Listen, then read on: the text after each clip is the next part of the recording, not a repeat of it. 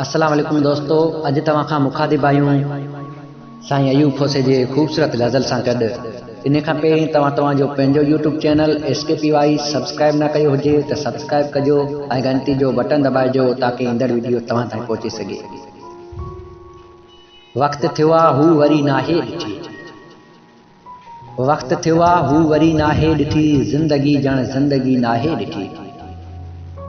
पंध साॻियो दर्द जो आहे अञा, ज़र्द आसन का ख़ुशी नाहे ॾिठी। का ख़बर नाहे अखियुनि जे शहर जी, ॾींहं थी विया आरसी नाहे ॾिठी।